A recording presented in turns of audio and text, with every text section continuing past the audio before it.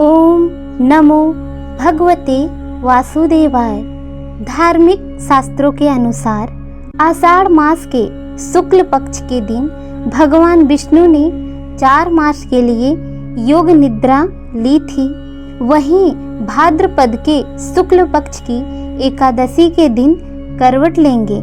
इसलिए इस एकादशी को परिवर्तनी एकादशी के नाम से जाना जाता है। इस एकादशी के कई नाम हैं।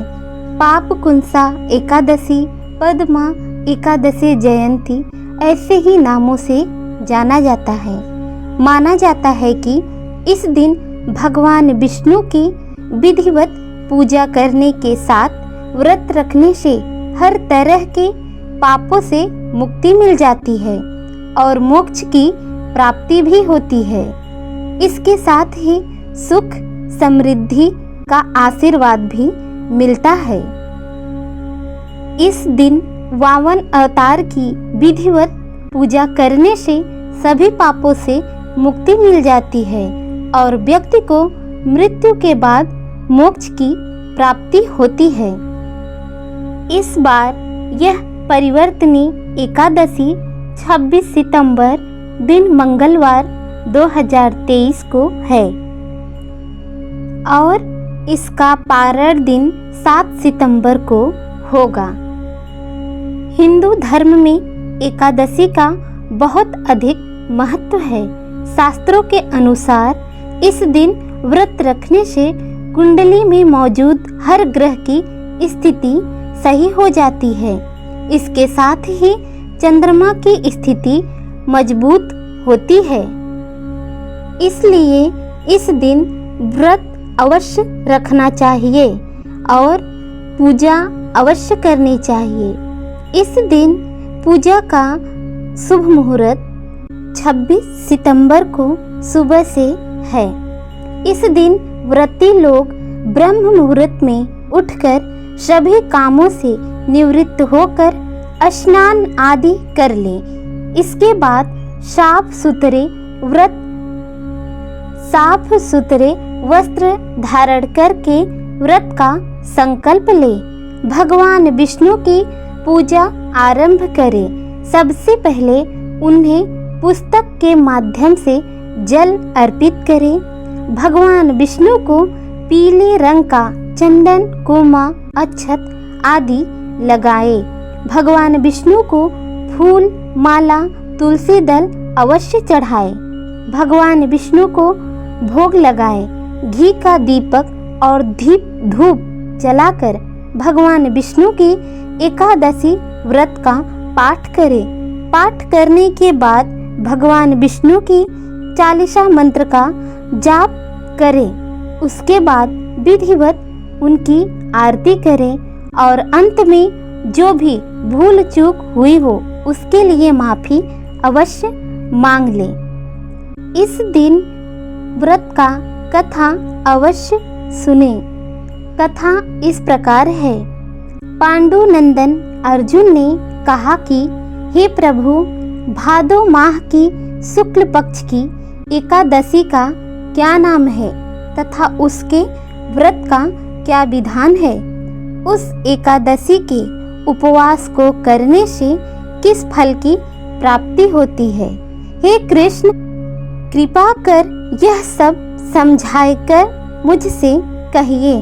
तब भगवान श्री कृष्ण ने कहा कि हे पार्थ, भाद्रपद माह के शुक्ल पक्ष की एकादशी को जयंती एकादशी भी कहते हैं। इस एकादशी की कथा को सुनने मात्र से सभी पापों का शमन हो जाता है और मनुष्य स्वर्ग का अधिकारी बन जाता है। इस जयंती एकादशी की कथा से नीच पापियों का भी उद्धार हो जाता है। यदि कोई धर्मपरायण मनुष्य एकादशी के दिन मेरा पूजन करता है तो मैं उसको संसार की पूजा का फल देता हूँ। जो मनुष्य मेरी पूजा करता है उसे मेरे लोक की प्राप्ति होती है। इसमें तनिक भी संदेह नहीं है। जो मनुष्य इस एकादशी के दिन भगवान श्री वामन का पूजन करता है वह तीनों देवताओं अर्थात ब्रह्मा विष्णु महेश की पूजा करता है। हे पार्थ, जो मनुष्य इस एकादशी का उपवास करता है उन्हें इस संसार में कुछ भी करना शेष नहीं रहता। इस एकादशी के दिन भगवान विष्णु करवट बदलते हैं, इसलिए इसे परिवर्तनी एकादशी भी कहते हैं।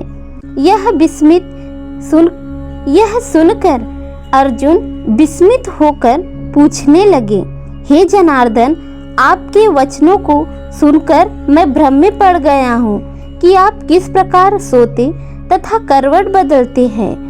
आपने बलि को क्यों बाधा और वामन रूप धारण करके क्या क्या लीलाएं की, और चातुर्मास व्रत का विधान क्या है तथा आपके शयन करने पर मनुष्य का कर्तव्य क्या क्या है। कृपा कर सब आप विस्तार पूर्वक मुझसे कहिए। तब भगवान श्री कृष्ण ने कहा, हे कुंती पुत्र अर्जुन, अब तुम समस्त पापों का शमन करने वाली इस कथा का ध्यान पूर्वक श्रवण करो। त्रेता युग में बलि नाम का एक असुर था। वह अत्यंत भक्त, दानी, सत्यवादी तथा ब्राह्मणों की सेवा करने वाला था। वह सदा यज्ञ, तप आदि किया करता था। अपनी इसी भक्ति के प्रभाव से वह स्वर्ग में देवेंद्र के स्थान पर राज्य करने लगा। देवराज इंद्र तथा अन्य देवता इस बात को सहन नहीं कर सके और भगवान श्री हरि के पास जाकर प्रार्थना करने लगे। अंत में वामन रूप धारण कर भगवान श्री हरि ने एक तेजस्वी ब्राह्मण बालक के रूप में राजा बलि पर विजय प्राप्त की और देवताओं को उनका स्वर्ग वापस किया। यह सब सुनकर अर्जुन ने कहा, हे लीलापति, आपने वामन रूप धारण करके उस बलि को किस प्रकार जीता? कृपा कर यह सब विस्तार पूर्वक बताइए।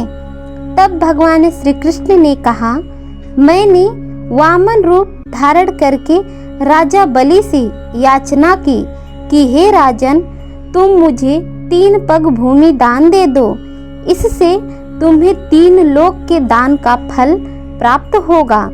राजा बलि ने इस छोटी सी याचना को स्वीकार कर लिया और भूमि देने को तैयार हो गया।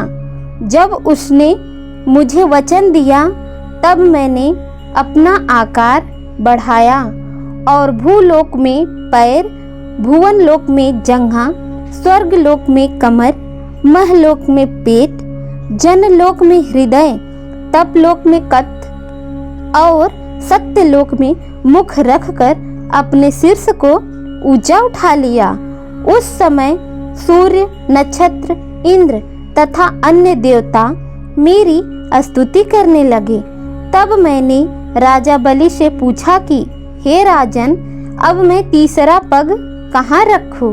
इतना सुनकर राजा बलि ने अपना शीश मेरे पैर के नीचे कर लिया। तब मैंने अपना तीसरा पग उनके शीश पर रख दिया और इस प्रकार देवताओं के हित के लिए मैंने अपने उस प्रिय भक्त असुर को पाताल लोक में पहुंचा दिया। तब वह मुझसे विनती करने लगा। मैंने उससे कहा कि हे बलि, मैं सदा तुम्हारे साथ रहूंगा। भादो के शुक्ल पक्ष की परिवर्तनी नामक एकादशी के दिन मेरी एक प्रतिमा राजा बलि के पास रहती है और एक क्षीर सागर में शेषनाग पर शयन करती रहती है।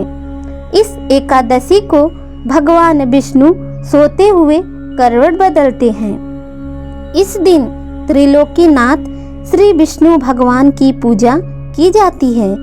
इसमें चावल, दही सहित चांदी का दान दिया जाता है। इस दिन रात्रि को जागरण भी करना चाहिए। इस प्रकार उपवास करने से मनुष्य सभी पापों से मुक्त होकर स्वर्ग लोक को जाता है।